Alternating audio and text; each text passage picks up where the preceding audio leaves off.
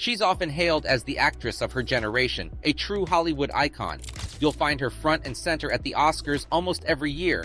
Streep's known for her powerful dramatic roles, like the unforgettable Miranda Priestly in The Devil Wears Prada, as well as her witty comedic turns, like the divorce in It's Complicated. Her performances have earned her a spot among the greatest actors, cherished by both fans and peers. Beyond the glitz and glamour, she's a devoted wife and mom. But life hasn't always been a smooth ride. She's faced her share of challenges and heartbreaks, and how can we forget her rival with ex-President Donald Trump? In this video, we will look into some of her untold stories while you get to enjoy some of her rare photos. Meryl Streep was not always Meryl Streep. She was born as Mary Louise Streep in 1949 in New Jersey. She had a happy and supportive childhood and showed an early talent for singing and acting. She even played the Virgin Mary in a nativity scene when she was 6 years old and amazed everyone with her performance. Acting made her feel powerful and connected. Meryl's family was nothing less than a tight-knit family. Her family played a big role in shaping her confidence and curiosity. When she was 16, she felt that the world was full of exciting choices thanks to her parents' encouragement. They inspired her to try new things like going platinum blonde and becoming a cheerleader. However, growing up, Streep's family relocated often. This meant she had to constantly adapt to new schools and make fresh connections, which was a challenging experience for her. At times, it made her feel like an outsider. In school, young Streep was often labeled as a confident and skilled child with unruly hair. And yet, guess what? She became the high school homecoming queen, loved by all. But Meryl had bigger dreams than being a housewife or a lawyer, which were her initial career choices. She decided to pursue acting and studied at Vassar College, Yale School of Drama, and the Actors Studio. She also worked hard to pay for her education, doing jobs like waitressing and typing. However, it was Yale where Meryl truly shone. Her command of accents and characters was extraordinary, even back then. One standout performance was as translator Constance Garnett in a musical. Imagine her on stage in a wheelchair, dressed in Miss Havisham's wedding gown, leaving the audience spellbound. Fast forward a bit, and Meryl's making waves in New York City, gracing productions at the legendary Shakespeare in Central Park. She's in good company with other famous actors like Anne Hathaway, Morgan Freeman, and James Earl Jones. In that very year, Meryl stepped onto the stage for the first time in the comedic play Trelawney of the Wells. Her debut in film came in 1977 with Julia. The actress earned her initial Oscar nomination for The Deer Hunter and secured an Academy Award for Best Supporting Actress for her performance in Kramer vs. Kramer. But it was The Bridges of Madison County that was a blockbuster hit for Meryl, earning over $70 million in the US box office alone. But did you know that she initially wanted nothing to do with the film? She despised the novel that the film was based on, but she took a chance on the script, and it paid off big time. Streep had to transform herself physically for the role, gaining weight and adopting a curvy figure inspired by Italian actresses like Sophia Loren.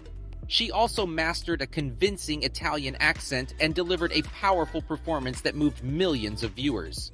The Bridges of Madison County was not only a commercial success, but also a critical one that earned Streep her 10th Oscar nomination. It was actually considered a gamble that turned into a masterpiece. Meryl's ability to bring authenticity to her roles is one of the things that sets her apart as a great actor. When she went to college in her teens, everything changed for her. She explained in an interview that in high school she didn't consciously try to be a certain way, but at Vassar, which was an all-girls school in the early 1970s, there was a shift. This was a turning point for Meryl. Until then, she believed she had to act a certain way to fit in. Suddenly, she felt liberated. Her true personality, her real voice, started to emerge and discovered her sense of humor and realized it was okay to be loud and sometimes a little too much. In 2006, Meryl Streep took on a role that brought about a new experience for her. Playing the sharp and iconic Miranda Priestly in The Devil Wears Prada, Streep encountered something she hadn't before. She shared in an interview that it was the first time a man came up to her saying, "I know how you felt. I have a job like that." This was surprising given Streep's extensive career since the 70s. You would think that at least some men would have identified with one of her characters before that point. Streep mentioned, "It took me until The Devil Wears Prada to play someone tough, who had to make hard decisions, who was running an organization where a certain type of man was able to empathize and feel the story through her. It was a significant moment as no one had expressed feeling this way before." While her acting career remained consistently exceptional, her personal life took unexpected turns. You see, her love story with Don Gummer is one of tragedy and triumph, of loss and renewal, of grief and hope. They met at a time when Streep was devastated by the death of her previous boyfriend, John Cazale, who succumbed to lung cancer in 1978, an experience that shaped Streep's young life. "It's a part of my body," she confessed in an interview with NPR. "It was very hard, but yes, it did align things for me in my head and in my heart about what's important and what doesn't matter," she said. Streep had to move out of the apartment and her brother came to help her, bringing along his friend Don Gummer. Gummer was a sculptor who had attended Yale University, the same school where Streep had earned her MFA in fine arts. He offered to let Streep stay at his New York City apartment while he was traveling, and they began to correspond through letters. In those letters, they found a connection that transcended their circumstances. When Gummer returned to the city, they quickly fell in love and decided to get married.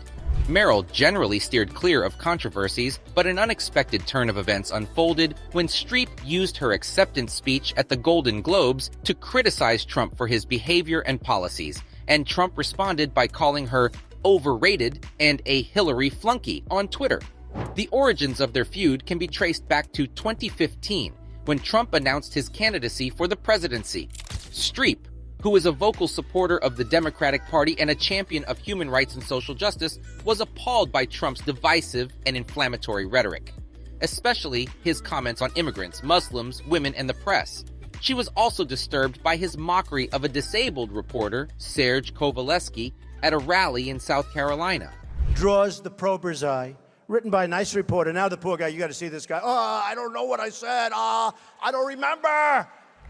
She later said that it was the moment that broke my heart, and that it sank its hooks in my heart because it showed a lack of empathy and respect for others. She expressed her disdain for Trump on various occasions, such as dressing up as him at a gala in New York in June 2016, or endorsing Hillary Clinton at the Democratic National Convention in July 2016. She also participated in several protests and campaigns against Trump, such as the Women's March on Washington in January 2017.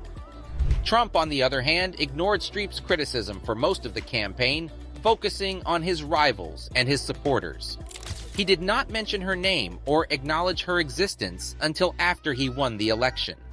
The development of their feud reached its climax on January 8, 2017, when Streep received the Cecil B. DeMille Award for Lifetime Achievement at the Golden Globes. In her speech, she did not mention Trump by name, but she clearly referred to him as she denounced his actions and urged the audience to stand up for their values.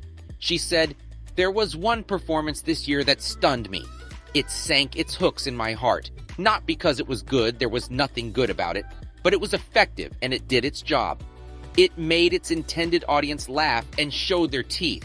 It was that moment when the person asking to sit in the most respected seat in our country imitated a disabled reporter, someone he outranked in privilege, power, and the capacity to fight back." She also added, "Disrespect invites disrespect, violence incites violence, and when the powerful use their position to bully others, we all lose." She then appealed to the press to hold Trump accountable and to the Hollywood community to support each other and celebrate diversity. Trump did not take long to respond to Streep's speech and tweeted early the next morning, "Meryl Streep, one of the most overrated actresses in Hollywood, doesn't know me but attacked last night at the Golden Globes. She is a Hillary flunky who lost big." He also denied mocking Kovaleski, saying, "For the 100th time, I never mocked a disabled reporter, would never do that, but simply showed him groveling when he totally changed a 16-year-old story that he had written in order to make me look bad. Just more very dishonest media."